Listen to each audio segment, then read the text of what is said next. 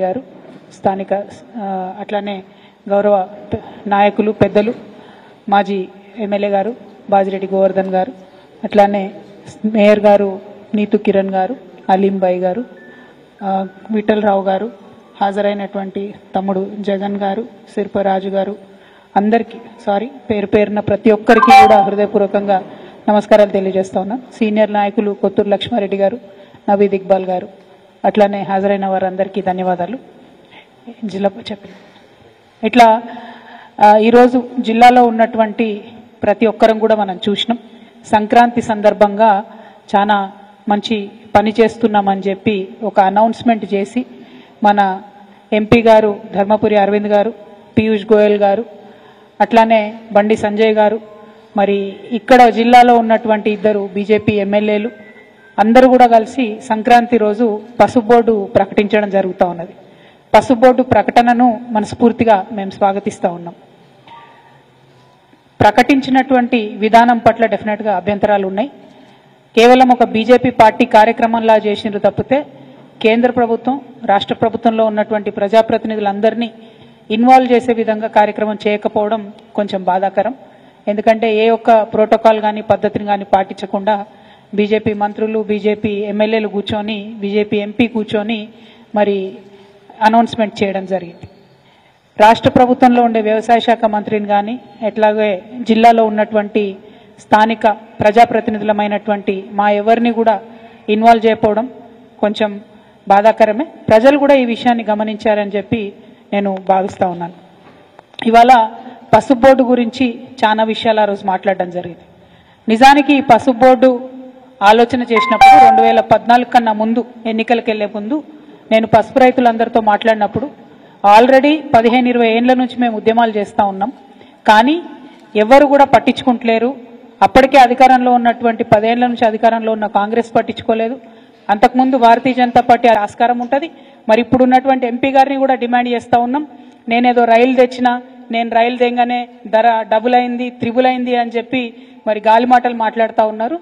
పసుపు ధర ప్రతి 3వ సంవత్సరం పసుపు ఎవరు ఏం చేసినా చేయకున్నా బంగారం లెక్క పసుపు ధర పెరుగుతుంది. దాంట్లో ఎవరు చేసేదేం లేదు. కానీ ఎప్పుడైతే డిమాండ్ ఉండదో ఆ సంవత్సరంలో రైతులు మనం ఆదుకోవాల్సినటువంటి అవసరం ఉంటుంది. కాబట్టే మినిమం సపోర్ట్ ప్రైస్ తీసుకురావాల్సిందిగా ఎంపీ గారిని నేను డిమాండ్ చేస్తూ ఉన్నాను. అట్లానే జక్రాన్పల్లిలో అన్న పెద్దన్న బాజిరెడ్డి అన్న గారి ఆధ్వర్యంలో 800 ఎకరాల భూమిని మేము సేకరించి కంప్లీట్గా ఎయిర్పోర్ట్కి సూటబుల్ కండిషన్స్ అన్నీ కూడా క్రియేట్ చేసి దానికి మా ప్రభుత్వం నుంచి లేఖ కూడా రాసినాం. కేసీఆర్ గారు ముఖ్యమంత్రిగా ఉన్నప్పుడే ఎన్ఓసి కూడా రావడం జరిగింది దానికోసం. మరి ఇప్పుడు అక్కడ ఎయిర్పోర్ట్ తీసుకొని రావాల్సిందిగా ఎంపీ ధర్మపురి అరవింద్ గారిని నేను డిమాండ్ చేస్తూ ఉన్నా.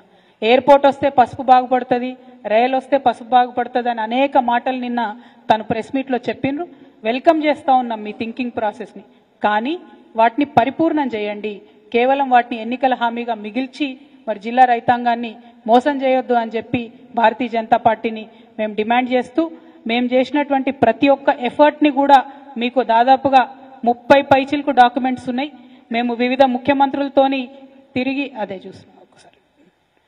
తిరిగి తీసుకొచ్చినటువంటి ఉత్తరాలు, మేము బిల్డ్ చేసినటువంటి ప్రెషరు, దాంతోపాటు పార్లమెంట్లో ఆనాడే ఒక ప్రైవేట్ మెంబర్స్ బిల్లు కూడా మనం పెట్టడం జరిగింది. మరి దీంట్లో ఉన్నటువంటి అంశాలేవి కూడా ఇప్పుడు పసుపు బోర్డు ఏర్పాటు చేసిన దాంట్లో లేకపోవడం శోచనీయం. ఎందుకంటే స్థానికంగా ఉండేటటువంటి ప్రజాప్రతినిధులకు అదేవిధంగా ఇతర రాష్ట్రాల్లో పండించేటటువంటి పసుపుకు సంబంధించినటువంటి ప్రజాప్రతినిధులందరినీ కూడా మరి ఖచ్చితంగా అందులో ఎక్స్ అఫిషియో మెంబర్స్గా చేయాల్సి ఉంటుంది. ఆ మెంబర్స్ చేయకపోవడం అన్నది కూడా కొద్దిగా దారుణం.